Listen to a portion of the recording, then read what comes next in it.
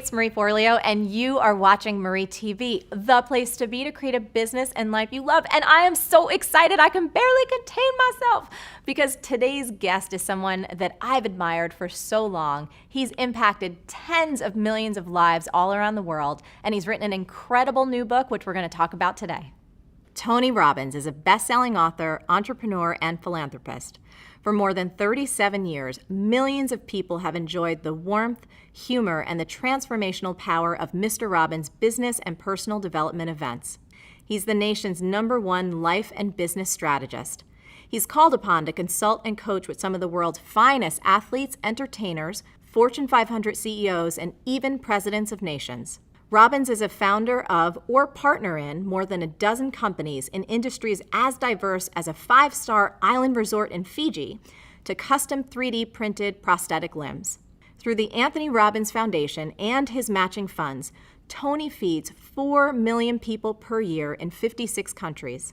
He's also initiated programs in more than 1,500 schools, 700 prisons, and 50,000 service organizations and shelters. He lives in Palm Beach, Florida.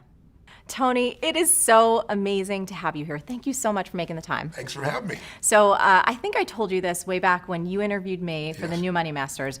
You know, I just want to thank you from the bottom of my heart. When I was in my early 20s, I went to Unleash the Power Within. Yes. And you made such an impact on me, and it's influenced everything I've done personally and everything in my business. And I just want you to hear like who you are, what you do, how you serve.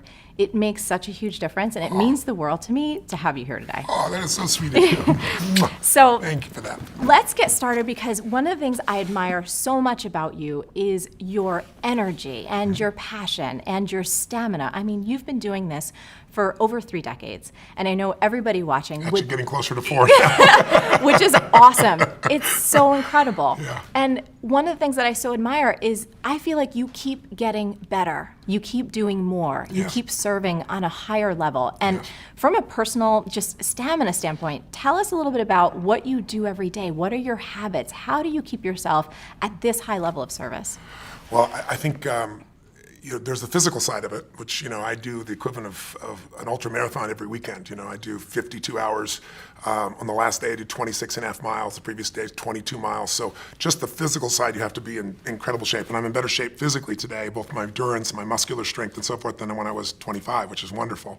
And so I do certain things for that. But I think I should mention first, what's even more important is the psychological, spiritual side of things, because I think energy comes first, not from your body. It doesn't come from eating. It doesn't come from sleeping, because I've gone without those things for long periods of time and still been able to deliver.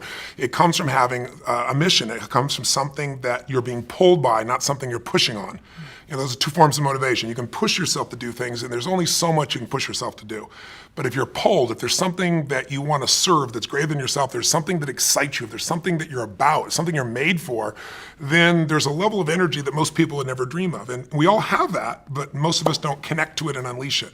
So every day I connect and unleash that every single day. I don't hope it's going to be there, even though I know it will be, even though it's there. I don't take it for granted. And so I start out with my day by a process I do called priming. And what priming is, it's not a meditation, but it has meditative qualities. And what I do is I sit down. The first thing I do in the morning, I go and I jump in a hot tub or a hot water type of experience, and then I go to freezing water. All my homes, I'm fortunate enough to have multiple homes, that I go, one of them have a river I get to jump in. You've been there. Yeah. There are other places I have these cold plunges.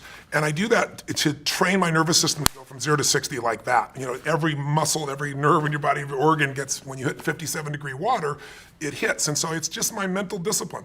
Then the second thing I do is I prime. And priming is I sit down and I do a minimum of 10 minutes, because my mindset is, if you don't have 10 minutes, you don't have a life. Right. So there's no excuse. So every day, sit down, and what do? I do 3.5 minutes where I do an explosive breathing pattern, a pattern that changes my biochemistry. And after I've done that, 30 of these intense breaths 3 times, I close my eyes and I'm kind of in an altered state, and I focus first for 3.5 minutes on just everything in my life, at least 3 things that I'm really, truly grateful for. And I don't do that in a hokey way. I don't do it in a mental way. I step into my body and feel it, and I make sure at least one of those things is something really simple. The wind against my skin, the look of my son's eyes or daughter's eyes, something that is just very fundamental, but I really I cultivate that feeling of gratitude, of appreciation for those feelings. And I do it for 3.5 minutes. Then I do 3.5 minutes where I do this process of focusing on healing, strengthening, and serving. And I start in a circle, starting with myself, and then I go through all the people in my life and associates, and I just send love to them. Again, it may sound corny, but to me, it's a part of what I'm here for, and it's a part of cultivating that energy, that healing and strength energy, and strengthening my passion, my appreciation, my insights, my capacity, my endurance. And then I do the last 3 minutes are what I call 3 to Thrive, which is what is it that I really want to make happen? And sometimes I do that over what I'm going to do for the next 6 months or month, and sometimes it's today. I shake it up. But I see and feel and own that those things are done. And that starts, pretty much my day between those 2 items. And, then I have my workouts and things that I do of that nature. Yeah. And how about eating wise? Has that changed for you a lot over the years? It's pretty simplistic. I'm very simple. I eat a salad and I have some protein. I have fish or I'll have turkey bacon. I don't eat red meat or chicken, but those are the things that I have usually in the morning, and my afternoon, evening meals are pretty simple as well. But, before I met my wife, Sage, she's been the greatest gift of my life. When we first met, she's a phlebotomist and a nutritionist and acupuncturist, so I thought this is going to be the easiest thing in the world. And I'll never forget, we went on this date and she had a wheatgrass juice, and I was like, wow, this is going to be so easy, man. This is awesome. And then she ordered a hot fudge sundae, and I was like, what in the hell are you doing? And she goes, eating, you bastard. I should give some term around bastard that I was like too rules driven. And so she had this whole thing, you zig and then you zag. So I do that with her now. I do enjoy other aspects of life, but when I first met her, I noticed she zigged a lot more than she zagged, or the other way around, I don't know which one it was, but it's been a nice balance in my life. So I enjoy food and things of that nature, but I use food mostly as fuel because life gives me so much juice. I'm not looking to get out of food usually. And how about, because I know for me, my mind can go and I have so much excitement and so much passion that at night, sometimes winding down. Do you have a wind down process? My wife would say no. I say yes, she would say no. My wife loves sleep. Yeah. My wife can sleep 8 hours. It's the most beautiful thing in the world. To me, it's like sleep when you die. So that was one of the first things in our relationship that was a bit challenging, because I'd want to get up and just go. I'll never forget, we were in Fiji, and it's like, even there, we're supposed to be on vacation, it's our home. I'd jump up at 6 a.m, and she's like, where the hell are you going? I'm going to start my day, run up the mountain, do it. She goes, get in bed, I'll show you how to start your day. It's like, okay, now that's a better way to start my day. Totally. But now what I've done is I get in bed with her, because she's a lady. If you get up in the middle of the night, where are you going? China. Where do you think I'm going? It's 3 a.m. I'm going to the bathroom, So I've learned to get my work done in bed beside her, and then she goes to sleep. But I watch silly movies. I watch things to let my brain disappear. Reading does not slow me down, because then I start incorporating and using it. My mind goes crazy. I'm underlining everything. But I'll watch cartoon type movies like Family Guy or something to knock my brain out, quite frankly. Or I'll watch some silly series, I don't know. I'm thinking of now the different ones. What is it? Revenge or something of that nature. Something that my brain can just truly let go, and that's how I do it for the most part. Awesome. So, you've worked with presidents. You worked with people like Serena Williams and, one of the greatest investors in the world, Paul Tudor Jones. When you're called in to work with these incredible folks, how do you start to prepare yourself? Like, what are the questions that you ask to start to go in to serve at that level? Well, they're different for everybody, obviously, but what I try to do, if I was trying to look at it from a universal perspective, I guess what I really want to know before I get there as much as I can is everything I can about the person. And I do that because I really want to know, what do they want? What do they want of their life? What's their mission? What are they after? And what do they fear? What are their concerns? Because I believe life is found in the dance between what you desire most and what you fear most. And if I know those two edges of a person, I know a lot. And then I dig under and try to learn as much as I can from other people about whatever the challenge may be. And then I go prepared to just learn from the person directly. But I want to know as much as I can before I go in there. Then I take all that I think I know, and then I see what's really real when I meet them. And I'm digging in to discover what's the challenge, what do they perceive it is. And usually, if I were to grossly generalize, if you're going to help somebody create a breakthrough, it all comes down to 3 areas. Either they've altered their strategy. We all have strategies, a specific way of succeeding, and sometimes we alter it, whether it be in sports or whether it be in finance or any other area. We forget something, we lose a little edge, we drop something out, and then it becomes a bad habit. Or sometimes it's a change in our beliefs. Like, you may have done something for decades and been really successful, but now I know one gentleman who's a good friend of mine that, had 52 Academy Award nominations. And he said to me one day, he said, if I make one more freaking movie, I'll kill myself. He's just like, I don't want to make a movie. I don't want an Academy Award. I don't want any of these things, And it's just like he's satiated. And so sometimes when people get satiated, they lose their hunger, they shift their beliefs. And when you change a belief, you change your biochemistry. When you change your belief, you change the way you execute. You change everything. And we all develop as stories. And sometimes stories are empowering and sometimes the mental stories are disempowering. So I'm listening for those. I'm digging for those. And then I also look at their state. Because you could do the same exact action from a place of being pissed off or from a place of playfulness, and the same action's not going to get you the same result. And so I'm looking for that quality of what's going on in them. And then I look and try to find out what it was like before. So with Paul Tudor Jones, I went back and I watched videos of him when he was at his best. And I saw how he used his body and the way he moved. And I saw him now sitting still and kind of slumped over, and he'd broken his leg and he had talked at a different tempo. So I look at biochemically what's happening, physiologically. I look at psychologically what's going on, and then I look at structurally what they're doing. And then I develop a plan to help them get back to where they were and beyond, to better performance than they had before. Incredible. The other thing that I was fascinated I wanted to ask you so bad, you probably accomplish more than most people do in, I don't even know a time frame. And of course, you get to talk with people who are at the highest level of their game. When it comes to productivity, what do top performers know that a lot of people just don't? What are we missing? Well, I think the best performers are focused on outcomes and not activities. If you try to manage your to-do list in the world we live in today, where most of us have multiple roles, we're trying to be a great business person, a great husband or wife, great father, great community member, or whatever, there's just so many roles, you can never get all your to-dos done. And what helped me in my life was I started at one point saying, I'm not going to let myself fail every day. I'm not going to get a to-do list, and I'm not going to not write a list so that I don't fail. I need to focus on what matters most. I needed to organize my life into categories where I say, these are the most important outcomes, and then I know why I'm going to do it. If you know what you really want, the target, and you know why, you have the focus and you have the fuel, then how to get there, there's so many ways to get there. And then the most important thing I think that the most productive people do is we leverage what we do. We don't delegate. Delegation is I give it to you, and then when it doesn't work out, I'm pissed at you. Leverage is I empower you. If I'm leveraged, I'm still part of that, and I'm going to make sure you succeed. I'm going to follow up. I'm going to make sure before the deadline I touch base with you. I'm going to make sure you have the resources to succeed. But what I do is empower people. Go, here's the outcome, here's the why. I get you and I aligned with the outcome and the why.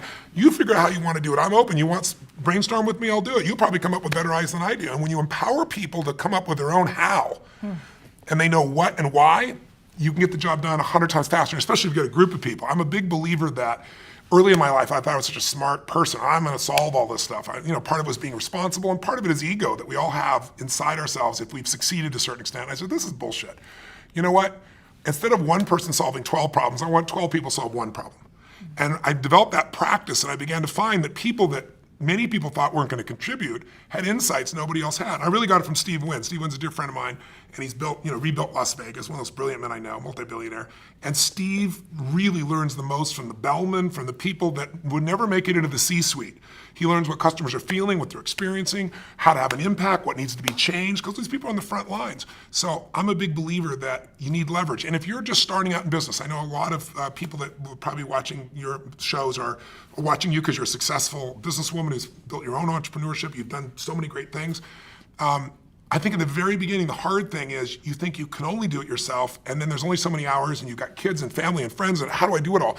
The answer is you hire someone.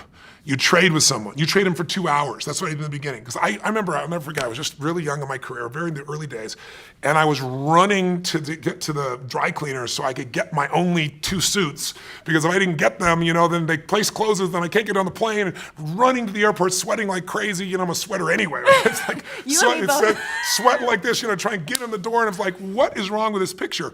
I could be doing something that's so productive, and I'm standing in line at the dry cleaning place. And it's just nuts. And so I was really young. I was like 17, 18, 19, I don't know what it was. And I said, I'm going to hire somebody. 2 hours a day, that's what I had to start with. And then it was 4 hours.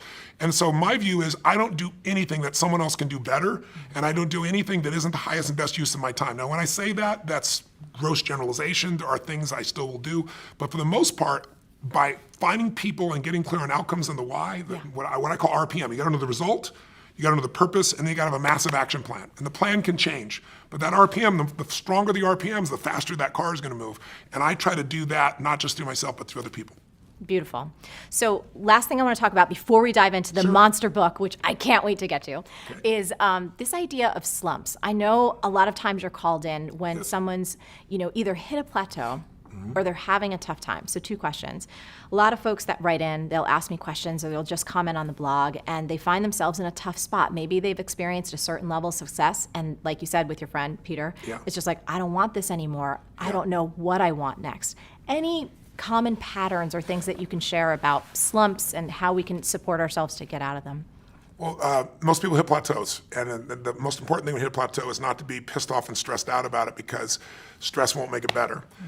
It's also not to take it lightly and go, oh my God, this doesn't matter. It's that delicate balance where you say, okay, how do I get from where I am to where I really want to be? And if you don't put the emotional charge on it, it's easier, but that's easier to say and harder to do. The pattern I see in slumps, whether it be an athlete or a financial trader or an actor or any of that nature, is number one thing that causes a slump usually is you get too comfortable. When you start doing something and you're really successful, a lot of people lose their hunger.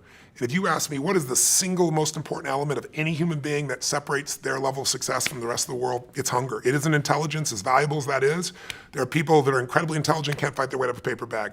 You show me somebody who's not only hungry but doesn't lose their hunger, they will dominate everything. And you see that in the greatest sports stars, the greatest entertainers, the ones that they're insatiable. And because of that, you like being around them because there's this energy about them, this passion about them, and very few people maintain that. And you lose your hunger, you go into a slump. You get overconfident. Another pattern that happens that gives people a slump is when something changes in their world that they're not prepared for. Like, I've been doing this forever and oh my God, now my relationship's messed up. Or, I've been working hard and being a lawyer and now my wife's upset, her husband's upset with me. What do I got to do here?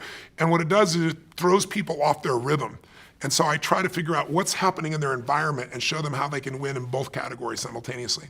A third one is when people do something where they get mad at themselves, kind of like a Tiger Woods, and then he's got all the skill in the world, nothing changed in his skill, but for that year and a half or whatever it was, he was beating himself up, and in that state, it's kind of a self-sabotage. And so depending on what form I find, I enter in and make the changes, and there are almost always changes again in the psychology of that person, the emotion of that person, because we have these great minds.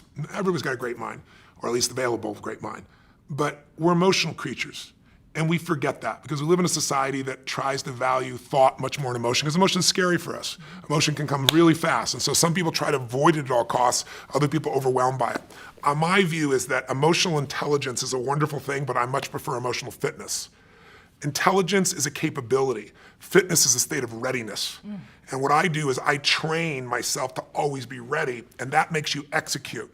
And I think too many people settle for, I know this, as opposed to I'm doing this. And I try to train myself and others to be in that state of readiness all the time, because that's where life is really fulfilled at the highest level, I think.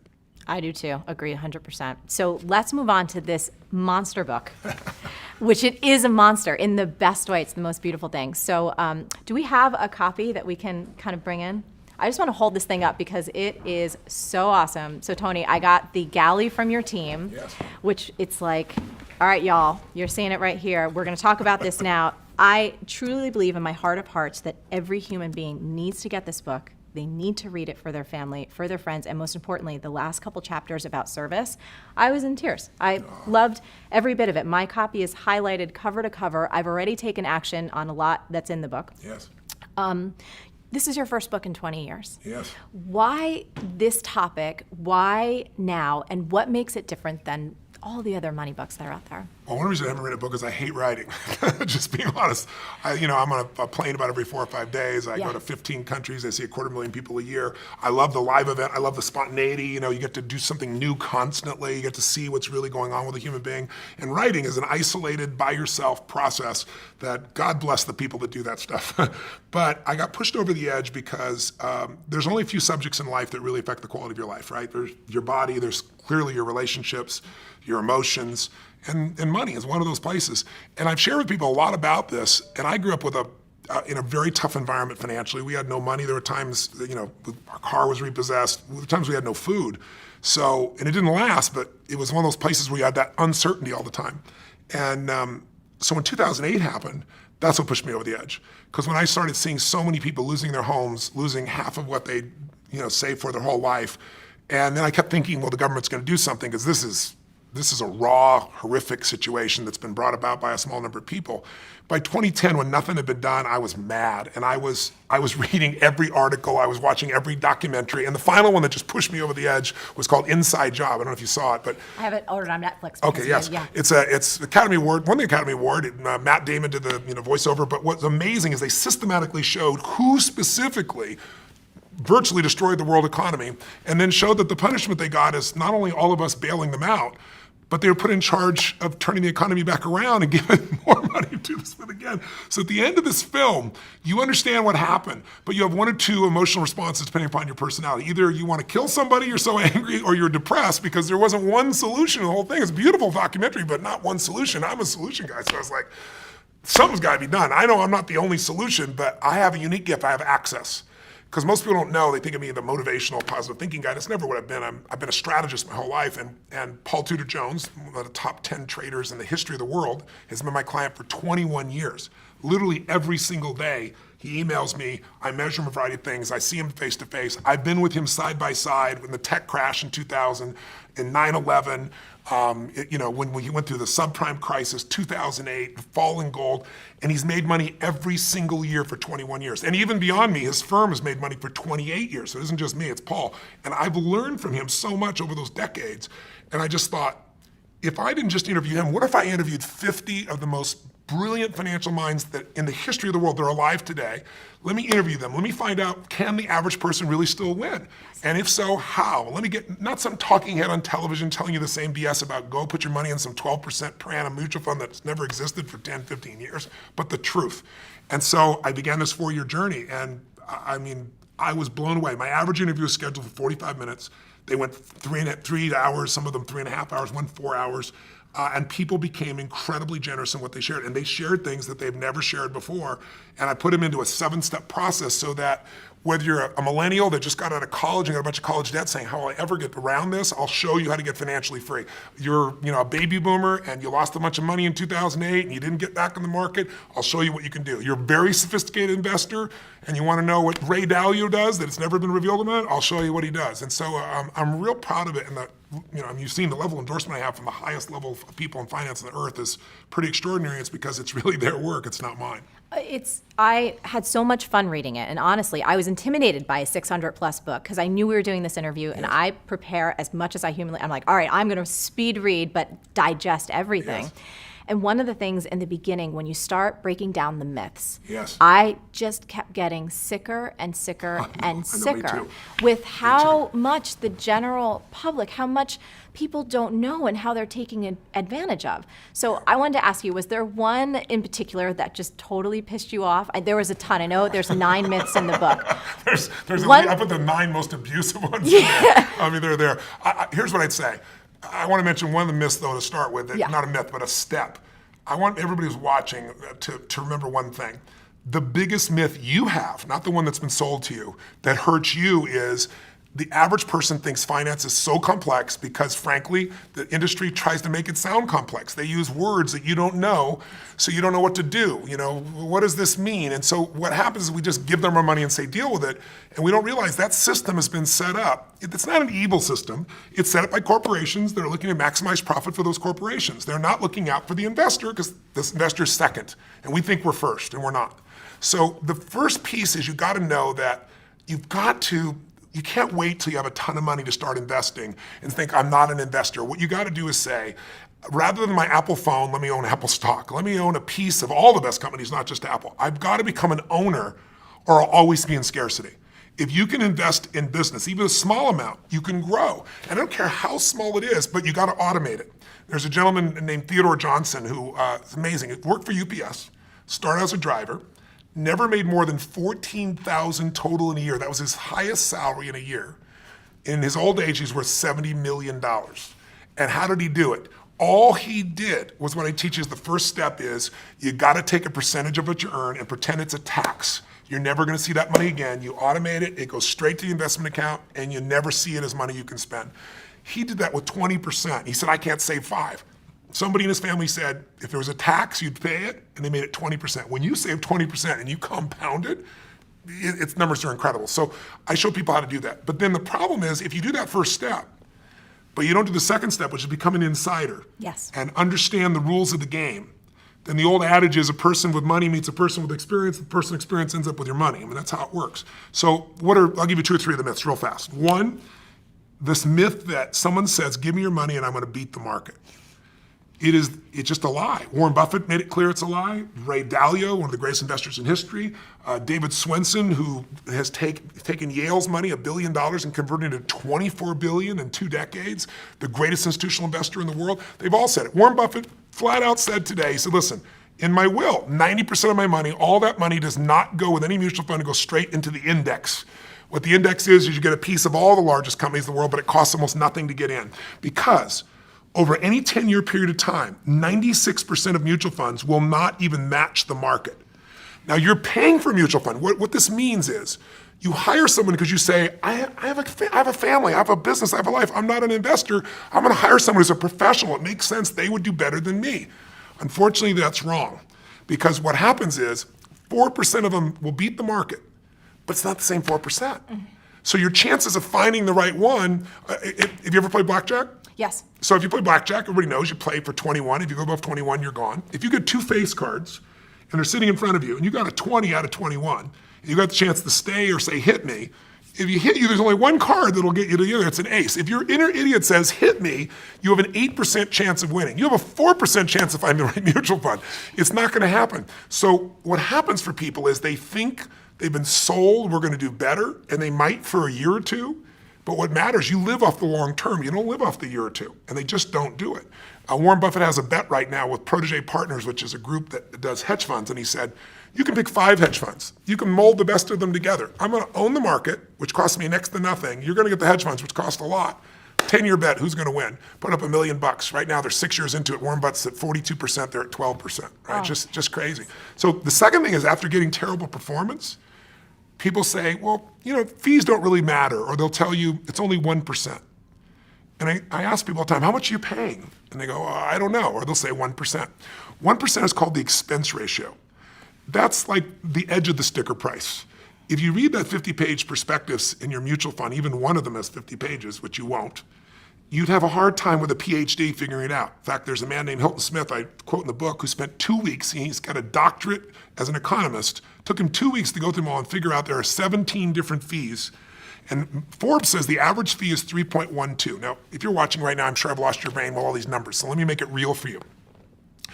1% versus 3%, big difference. Huge. Right? Here's the difference. Just like you grow by compounding like Theodore Johnson did, your fees also compound. And people don't know that when they hear that little number. So if you have 3 people and the one gets 1% in fees, 2%, the other 3%, they all get the same return. They start out with $100,000 at 35. For 30 years, they accumulate to 65 years old, 7% compounded, they all get 7%. The only difference is the fees. And when they go to retire, the person at 1% in fees is gonna have $574,000. $100,000 to 574, not a bad, if they added not another dime, pretty amazing. The person at 3% in fees will have $224,000. 77% less money. If you want to win a race and you have a 100-pound jockey on the back of your horse or you want a 300-pound jockey on the back of your horse, fees at 3% are that. If I said to you, here's a deal, let's do an investment, and here's how I want it to work. You give me the money, you put up all the money, you put up all the risk, I'll put up no money, I'll put up no risk. If you lose, I win, and if you win, I win. And if you win, over the life of the time, I'll get 60% of what you earn. You'd say, I'll never do that in a million years. That's a mutual fund with 3%. It's one of the only industries on earth where they've confused this enough that we don't understand we're overpaying by thousands of percent. You could own the stock market, the S&P 500. You can own a piece of all 500 big companies through like the Vanguard 500. Mm-hmm. And you get the best of all the business, Apple, Exxon, all these companies. And it costs you 0.17. That means less than 0.2%. If you went to a normal mutual fund, you might own the same companies for 3.17. That's like buying a Honda Accord for $20,000 or $350,000 for the same car.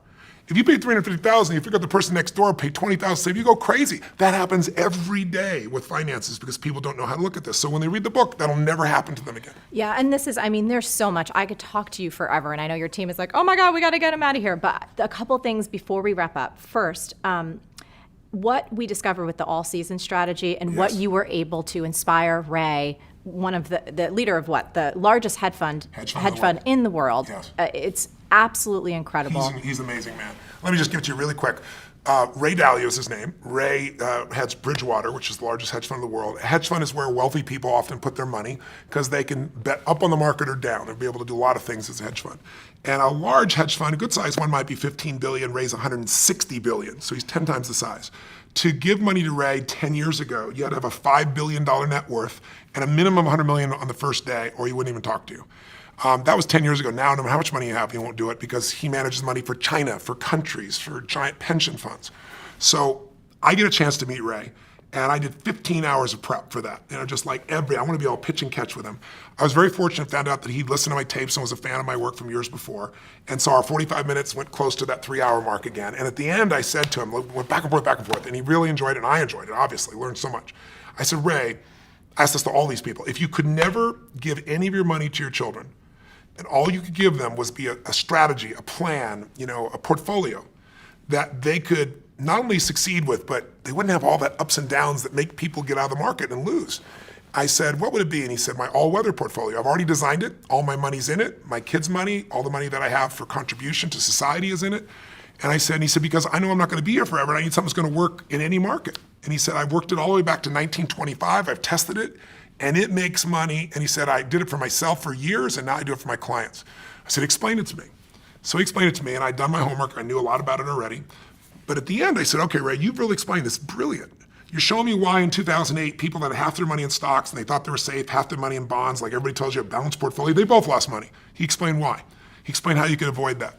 But I said, Ray, you told me everything but the percentages. So it's like, bake this perfect chocolate cake. And he says, bring some chocolate, bring some sugar, use some dairy products, but you're not telling me the amounts. I said, he goes, Tony, that's my secret sauce. And they give me the whole 5 billion, 100 million. I go, I know, but you said you haven't taken money in 10 years. You're not going to take any money.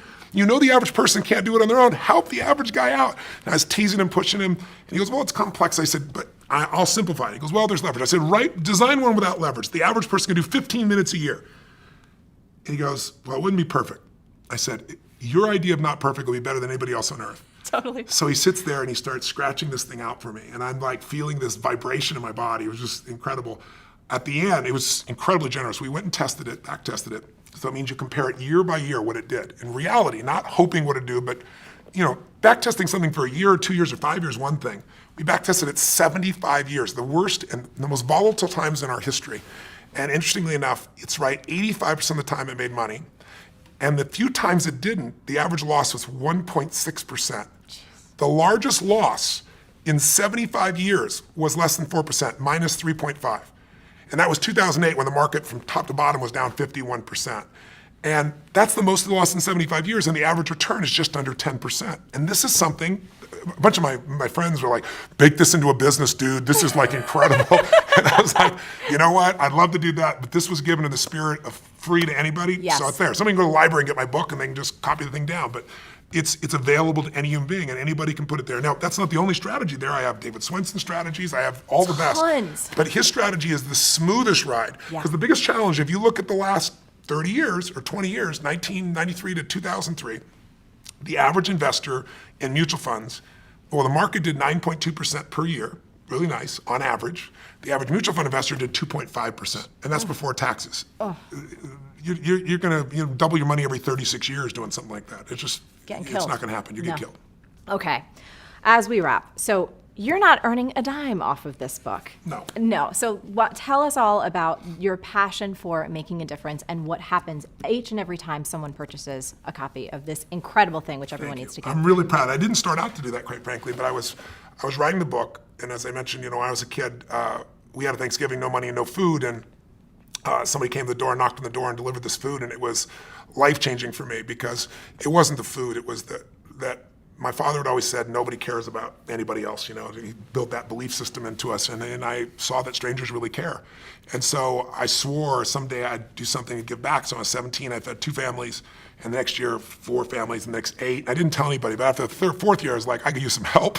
So I got my friends involved, and then my companies, and then it built to 1 million people, and then 2 million people. In the last 4 or 5 years, I've been matching the 2 million my foundation does personally with another 2 million, so we feed 4 million people a year. But while I was writing this, Congress last year passed a new budget that nobody seemed to pay attention to, where they cut food stamps, they don't call it food stamps anymore, but it's food stamps, by $8.7 billion. It basically eliminated 2 million people from having food. And so I work with all these nonprofit organizations that are already struggling, and it just made me crazy. And I thought, okay, what if I'm working my ass up in this book, but you know what? I could donate all the profits of this book, not a percentage. And then I thought, what if I donate all in advance? Whether I make money in the book, doesn't matter. I'm going to do it in advance. How many people could I feed? And it was 10 million. And I was like, wow, that excited me. And it just grew a life of its own. As time went by, I started thinking, how could I really get people's attention about it? And so I finally decided that I'm going to feed 50 million. I'm writing the check actually next week. Personally, I'm going to feed 50 million people up front. And in addition to that, I'm working with Feeding America. They're the best hunger relief organization in the United States. And they're going to partner with me to get matching funds so we can feed 100 million people. And it's just exciting. I've fed 42 million people in my life. I'm going to feed more people this year. And so for anybody who gets a book, you know, if I sell 1 million books, 50 meals for every person that's there. If I sell 100 books, it'll be 500,000 meals for that's there. But it doesn't matter. I've done it up front. And I'm not doing it because I'm a good guy. I'm just paying it forward. People forget what a little bit of caring can do for, you know, to inspire or to move somebody. And I don't even know to this day who fed my family that day. But if they're out there, if they're still alive, I hope they see and hear the story and know what's going on. My guess is they pass, because I've shared the story many times and no one's volunteered to share what it is. But that person made a giant difference. It wasn't just feeding, it was caring. And that's what I think changes people's lives. I think that's the thing that I so admire about you. I've been to so many of your events. I will continue to be a supporter, a fan, a friend. Thank you. I think you're one of the most incredible human beings in the world, and your heart and your soul shows through in everything that you do. Thank you. Thank you You're very sweet. so much for being here. And for everybody, you have got to get your hands on this book. We're going to have links below. We're going to be tweeting and sharing about it. It will change your life, the life of your family. And like I said at the end, there's a beautiful piece about why it's so important for all of us to make a difference. Tony, thank you so much. I love you. I think you're great. So beautiful to see you again. Thank you. Thank you.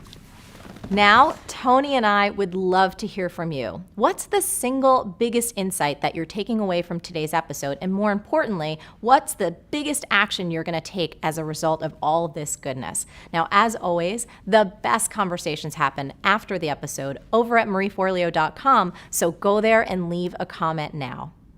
Did you like this video? If so, subscribe to our channel, and I would be so appreciative, especially for this one, if you shared it with all your friends. And if you want even more awesome resources to create a business and life that you love, plus some personal insights from me that I only get to talk about in email, come on over to marieforleo.com and make sure you sign up for email updates. Stay on your game and keep going for your dreams, because the world really needs that special gift that only you have. Thank you so much for watching, and I'll catch you next time on Marie TV. Can I get a what? Whoop, whoop. You're getting Thank you, thumbs up. sweetheart. I appreciate that. I'm starting to feel better about myself already.